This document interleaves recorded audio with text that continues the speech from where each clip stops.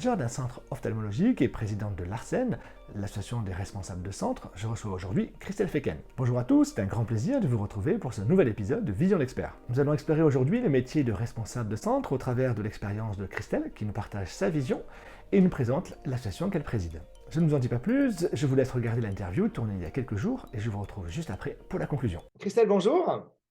Bonjour Sébastien. Ça fait quelques années qu'on se connaît. Aujourd'hui, un format un peu différent, puisque d'habitude, je suis habitué à inviter des ophtalmos et des orthoptistes notamment. Aujourd'hui, un nouveau métier, le métier dont je viens, un responsable de centre ophtalmologique. Et donc, c'est un plaisir pour moi de t'accueillir. Il y a plein de choses que l'on va voir ensemble. On va notamment voir qu'est-ce qu'un responsable de centre, comment est-ce qu'on peut le devenir, et tu vas nous expliquer un petit peu ton parcours à toi. Et puis évidemment, tu vas nous parler de ton centre, Honoré Cave à Montauban, comment tu le gères, quelle est ta façon de gérer ça. Et puis, on parlera également de l'ARSEN, l'association ARSEN, l'association des responsables de centre, que j'ai eu l'honneur de créer avec Déborah et Marion il y a quelques années déjà.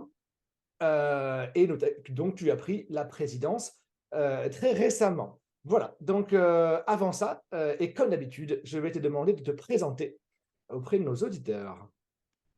Alors déjà, merci pour cette invitation. Je suis ravie de partager ce moment d'échange. Donc pour me présenter rapidement, hein, je suis donc directrice du groupe d'ophtalmologie Honoré Cave à Montauban depuis bientôt 5 ans. Je travaille dans un groupe de 17 ophtalmologistes. On est sur plusieurs sites, dont 2 que nous sommes en train de construire. Et j'ai une équipe d'environ 60 personnes. Et comme tu l'as très bien dit, je suis présidente de l'ARSEN depuis début mai, donc c'est très récent. Concernant mon parcours, en fait, j'ai commencé ma carrière dans le secteur médical en 2010, puisque j'ai commencé en tant que directrice d'un centre de radiologie. À ce moment-là, c'est vrai que le regroupement des radiologues pour mutualiser les coûts et les moyens était devenu assez courant. On était déjà 60 directeurs en France à l'époque, à exercer dans la spécialité. Le but étant, comme aujourd'hui nos métiers, de décharger les praticiens de la partie administrative et organisationnelle, opérationnelle aussi, et les laisser se concentrer sur leur pratique médicale. Donc j'y ai exercé pendant 7 ans. Et ensuite, entre ce poste et l'actuel, j'ai travaillé dans un cabinet de conseil qui était spécialisé en relations et ressources humaines. On accompagnait les entreprises dans le développement de la performance humaine. Au cours de ces expériences, j'ai acquis une certaine expertise, notamment dans l'organisation et le développement de centres de consultation, puisque ce qui était applicable à la radiologie est plus ou moins applicable à l'ophtalmologie, dans une certaine mesure. Dans le management également d'équipes pluridisciplinaires, parce qu'on avait également des paramédicaux, les manipulateurs radio, et le pilotage financier de ce type de structure. Voilà. D'accord, très bien. Donc en effet, du coup, toi, le transfert vers une responsabilité de gestion de centre ophtalmo, ça n'a pas été une inconnue puisque tu venais de la radiologie, qui en effet ont été précurseurs dans la création de ce nouveau métier de responsable d'un centre médical. Il n'y a pas de diplôme actuellement, donc c'est vrai que il faut faire sa propre expérience et bien souvent son background va permettre de gérer certains points en termes de gestion, mais on se rend compte qu'il y a des profils assez différents, notamment au sein de l'association que tu présides maintenant. Est-ce que tu penses qu'il y a une possibilité un jour qu'il y ait une sorte de diplôme, une sorte de prérequis, quelque chose comme ça? Alors, diplôme, pour donner l'exemple encore de la radiologie, c'est vrai qu'aujourd'hui, il y a un DU depuis quelques années d'ailleurs qui existe pour être directeur de centre de radiologie. Donc, pourquoi pas un jour avoir ce type de diplôme pour l'ophtalmologie. Après, je pense de toute façon qu'il y a toujours un socle de compétences commun, de base, pour pouvoir exercer cette fonction. Donc, tout ce qui est gestion des ressources humaines, gestion financière, management d'équipe. Après, tu as toute la partie savoir-faire organisationnel, appétence pour cette partie-là, puisque notre mission principale, c'est quand même d'être le chef d'orchestre qui va venir coordonner toutes les activités de la structure, qui va s'assurer également de la fluidité et de la qualité du parcours patient. toujours sous l'autorité, bien sûr, des ophtalmologistes.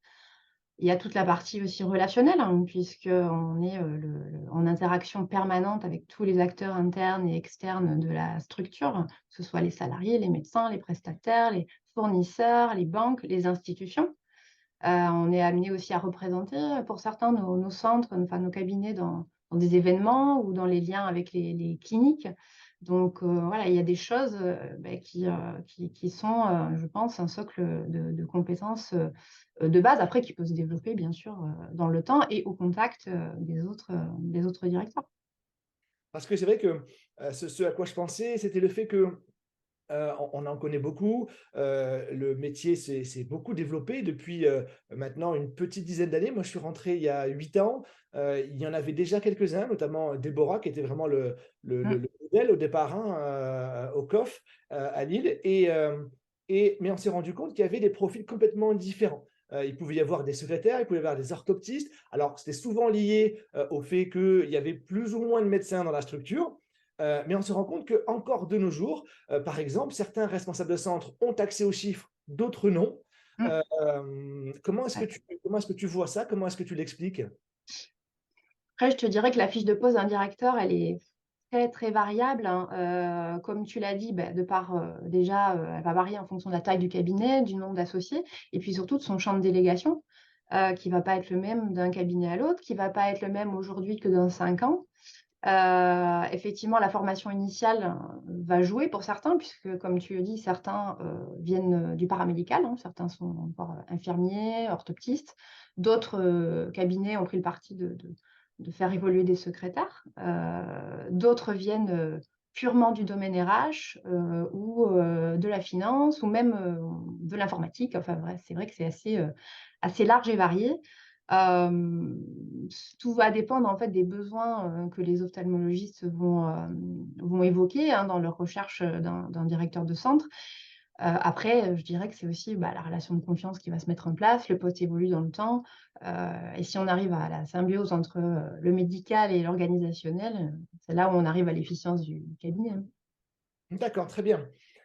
Donc du coup, pour revenir à ton poste, est-ce que tu peux nous présenter un petit peu, la clinique Honoré Cave?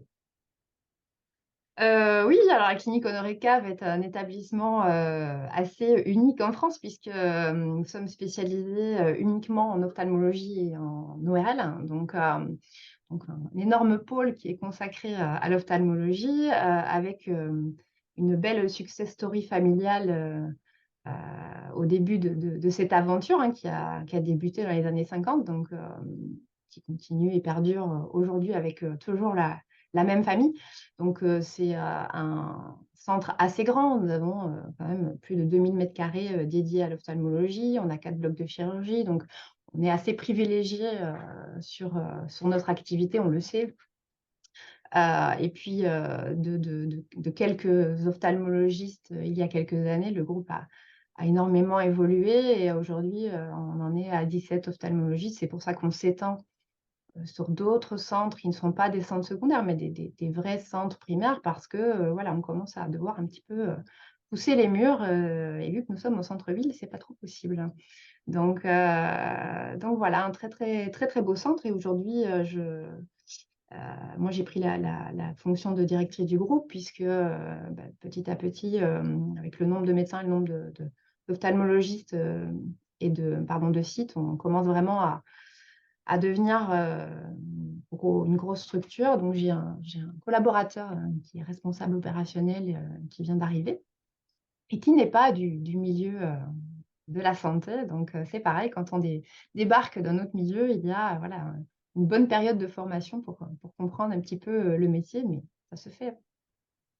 C'est que votre modèle est assez, particulier, alors pas unique parce qu'il y en a d'autres, mais c'est assez rare, sur le fait que, beh, vous avez, toute la structure de consultation, assez classique, hein, en France, mais vous avez également, sur les mêmes locaux finalement, à une porte près, aussi la chirurgie. Donc du coup, j'imagine que ça doit être un super confort, pour les médecins, mais également pour vous, pour la programmation, pour tout ça. Vraiment le flux doit être, extrêmement, facile.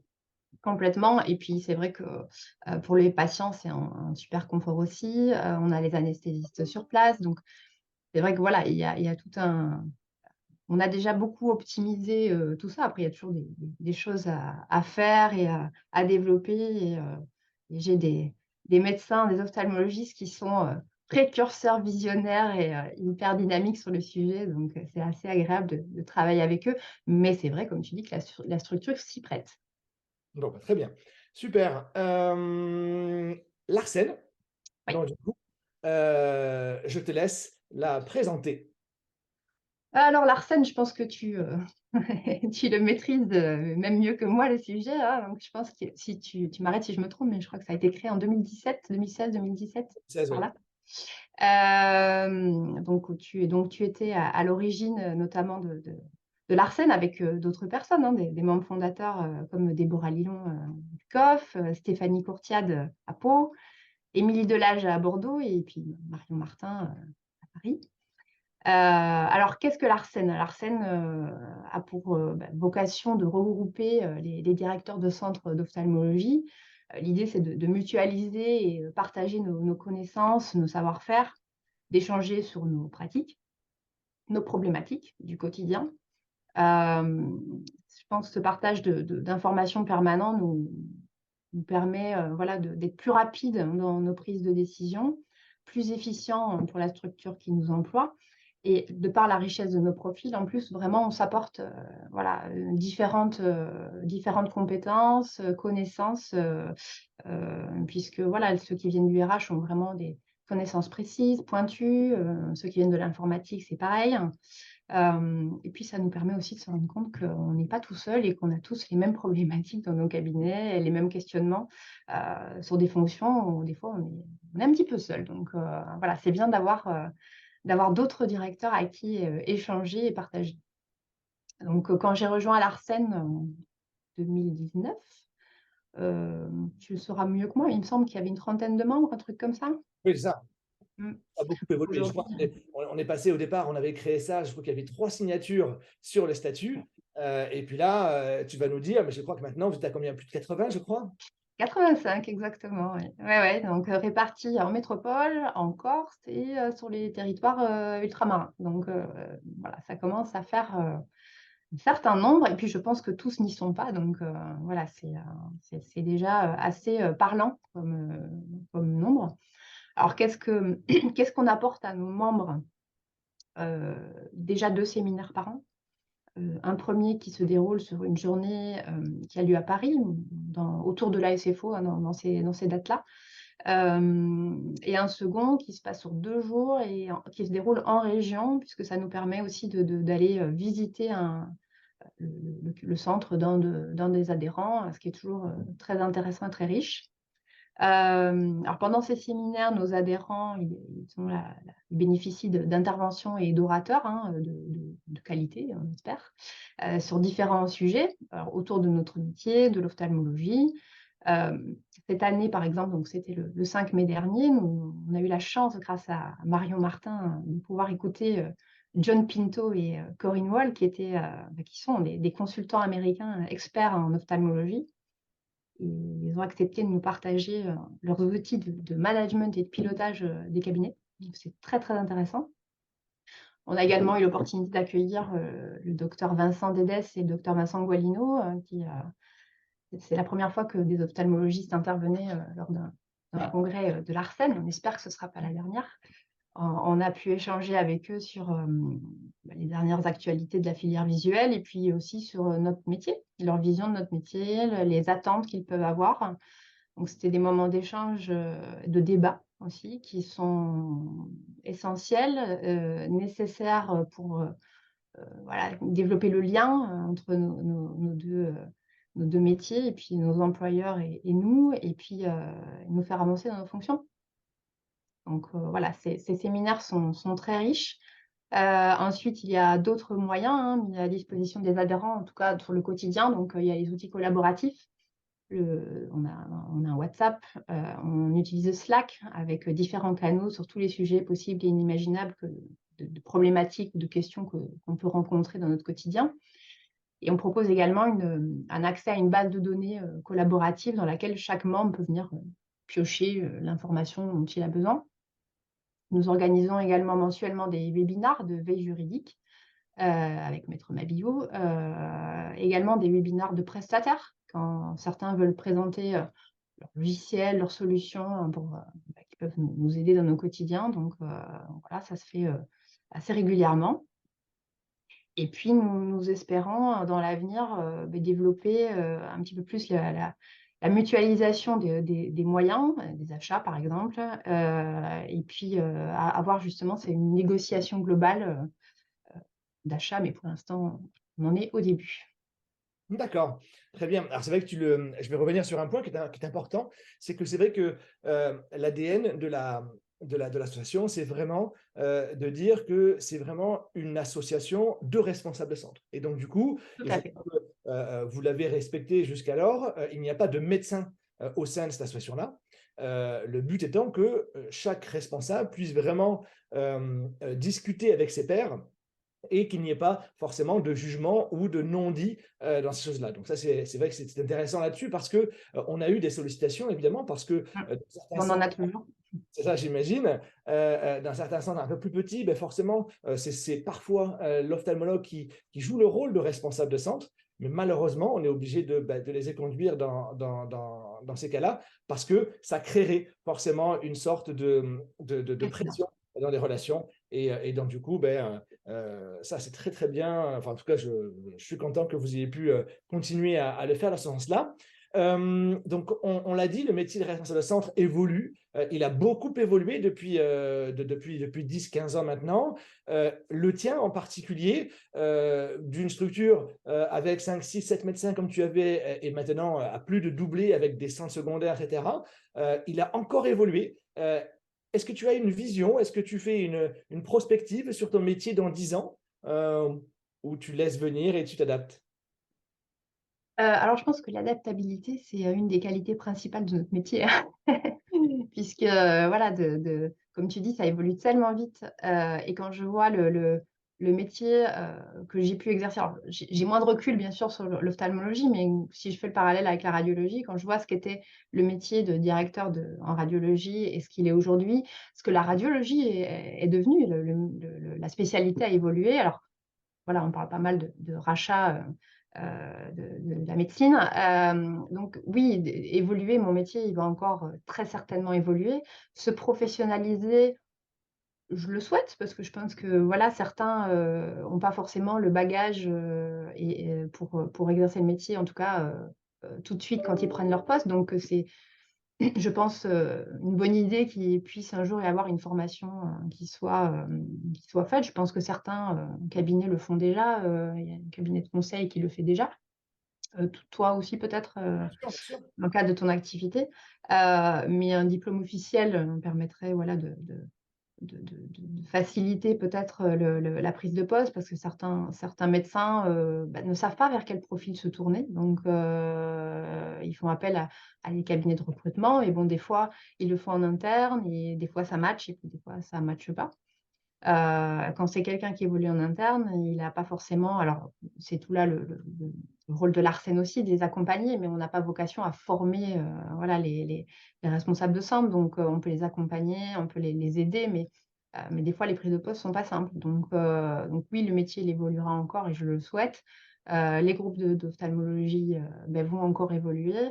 Le secteur de l'ophtalmologie et de la filière visuelle est en plein changement et on le sait tous et voilà, il se passe énormément de choses, dans l'actualité, de l'ophtalmologie aujourd'hui. Donc faire des projections aujourd'hui, je pense que c'est assez difficile. Après, rester à l'écoute et rester adaptable, oui, ce sera forcément le cas.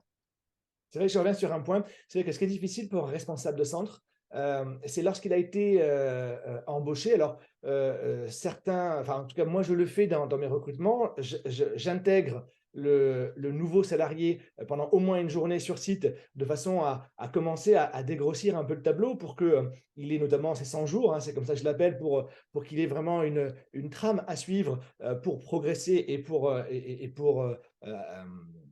adapter ses compétences passées à ce qu'on va lui demander sur site.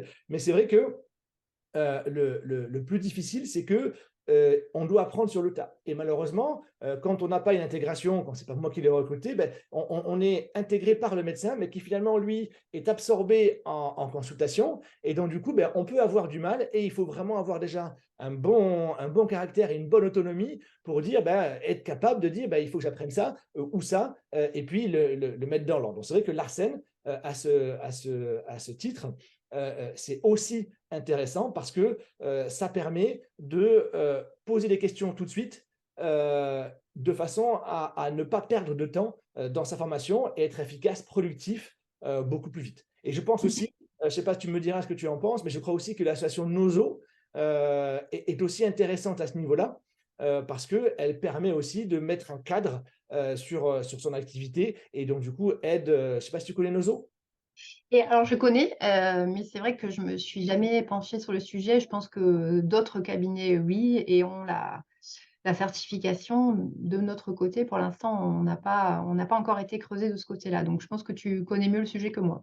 Oui, c'est une certification en fait, hein, qui va permettre d'avoir une norme ISO 9001 Mm. et qui donc du coup au niveau structuration d'un cabinet qui se développe, eh bien ça permet vraiment de gagner, de faire pas mal d'étapes on aurait mis beaucoup de temps à réaliser soi-même. Et là du coup, ben, grâce à cet accompagnement-là, ça permet aussi de monter en compétences pour le responsable de centre, mais également pour le centre en lui-même d'acquérir des process qui sont déjà visités un peu partout et qui fonctionnent très bien. Super. Et je voulais revenir également sur un point. Tu parlais de la financiarisation un petit peu de la médecine. On l'a beaucoup vu en médecine, notamment en biologie, Mm. où il y a eu d'énormes regroupements avec des très, très gros structures qui ont racheté énormément. En radiologie aussi, même si j'ai beaucoup moins de connaissances là-dessus. Est-ce que tu penses que, alors on le voit, hein, ça arrive déjà, on a un groupe comme Point Vision qui rachète beaucoup d'autres centres. Est-ce que tu penses que ça a un avenir en ophtalmo comment tu le vois? Ah, c'est un sujet complexe. C'est vrai qu'on en est aux prémices de ça dans l'ophtalmologie, mais il y a des structures qui aujourd'hui commencent à proposer, hein, de racheter des activités ophtalmologiques à certains médecins, à certains groupes. Euh, Tout va dépendre aussi de quel va être le rapport que les ophtalmologistes vont avoir à ces propositions. Aujourd'hui, c'est difficile de savoir quel va être l'avenir ces propositions d'achat. Alors, certains disent c'est immuable, ça va arriver, on ne peut rien faire, ça a déjà été comme ça pour d'autres spécialités. D'autres disent oui, mais non, il faut qu'on se batte et que voilà, qu'on garde notre indépendance, notre liberté d'exercice. Euh, c'est un sujet qui, je pense, sera au cœur des discussions dans les prochaines années, mais dire où on va aller là-dessus, je ne sais pas. Ok, très bien. Ben, en effet, de toute façon, je crois que personne ne le sait. Mm. Par la suite, je pense que c'est une bonne chose dans certains cas hein, où on a des cabinets qui sont, alors j'allais dire, assez peu développés, mais en tout cas pas structurés énormément. Donc, du coup, un grand groupe va permettre de structurer ça beaucoup plus facilement et beaucoup plus rapidement. Donc, du coup, faire évoluer le chiffre d'affaires de la structure et l'organisation. Donc, in fine, le soin apporté aux patients. Mais c'est vrai que ça va dépendre forcément de l'acteur qui va réussir à fédérer ses médecins autour d'un même projet. Donc ça, on va le voir par la suite et c'est pour ça que l'ophtalmologie est passionnante parce que ça évolue tous les jours et donc du coup, on prend beaucoup de plaisir à y évoluer. Dernière question, Christelle, quel conseil tu donnerais à un responsable de centre qui était recruté demain sur une structure quelconque? Qu'est-ce qu'il doit, quel est son regard, son focus sur lequel il doit vraiment s'appuyer pour progresser rapidement? Alors déjà, c'est sûr que s'il adhère à l'Arsène, déjà, il aura voilà, beaucoup d'outils à sa disposition pour pouvoir évoluer. Après, en interne, je dirais un temps vraiment important d'observation, d'apprentissage des différents métiers du secteur, de la géopolitique de son secteur, hein, du fonctionnement des médecins, du fonctionnement, du parcours patient. Enfin, il y a vraiment un temps d'observation et aussi d'apprentissage, de savoir, en fait, de savoir, du métier, lié vraiment purement à la fonction. Heu, J'en sais rien, comment fonctionnent, les actes CCM, comment fonctionnent les cotations de manière générale, comment, se fait une cataracte, enfin voilà, les pures spécialisations, qu'il peut retrouver dans son cabinet, s'il a des rétinologues, s'il a des segmentistes antérieurs. Tout ça, pour nous, ce sont des termes aujourd'hui qui sont, heu, habituels et qu'on voilà, on utilise au quotidien. Mais en fait, pour quelqu'un qui ne vient pas du milieu et qui débarque, beaucoup, beaucoup d'informations. Donc s'appuyer sur ses pairs, hein, c'est, je pense, essentiel. Et après, créer, la relation de confiance avec ses médecins, bah, voilà, c'est la base aussi, d'une bonne prise de poste. Alors bien sûr, ça c'est Paris, c'est pas fait en un jour, hein, donc ça prend, du temps, mais c'est la clé, je pense, pour qu'il y ait réussite dans la fonction. D'accord, très bien. Comment est-ce qu'on vous contacte? Je suis responsable de centre, je veux adhérer à l'ARSEN, comment je fais?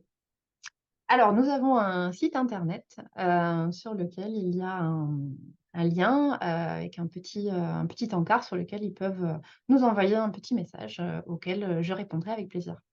D'accord. Ainsi que le conseil d'administration, puisque nous sommes, quand même, beaucoup derrière à travailler, puisque nous sommes, 10 membres, élus au conseil d'administration et nous travaillons, voilà, régulièrement, pour l'association et ses adhérents. Travail d'équipe. Tout à fait. Super. Merci Christelle. Félicitations Merci à toi. pour l'évolution de ton poste. C'est vrai que moi, je t'ai connu très jeune dans ta carrière. C'est vrai. Vraiment une félicitation parce que c'est pas facile de s'adapter, mine de rien, Si. d'upgrader ses compétences avec tout ce que maintenant, et je sais ce que c'est que de gérer un centre à plus d'une dizaine de médecins et c'est pas évident. Donc félicitations pour ça. Félicitations aussi à tes médecins hein, d'avoir créé ça. Je crois que la population montalbanaise est bien servie et la région en général. Et puis félicitations également pour ta présidence de l'ARSEN. N'hésite pas à revenir faire un épisode 2. Je crois qu'il y a quelques trucs dans les tiroirs d'évolution pour l'ARSEN. N'hésite Bonjour. pas à venir nous partager tout ça.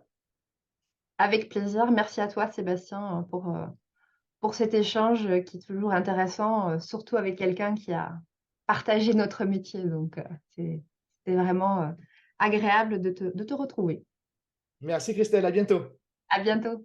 Voilà, je vous retrouve pour la conclusion de cet épisode de Vision d'Expert. J'espère qu'il vous a plu et que vous comprenez mieux l'univers de ceux qui de plus en plus sont à la tête des centres ophtalmologiques aux côtés des médecins. Mon objectif étant de vous apporter toujours plus de valeur, n'hésitez pas à me dire ce que vous avez apprécié et ce que vous aimeriez que j'améliore. Voilà, merci d'avoir regardé ce numéro jusqu'au bout, n'hésitez pas à liker, partager, mettre un commentaire. Je vous souhaite une belle journée et je vous dis à très vite pour un nouvel épisode.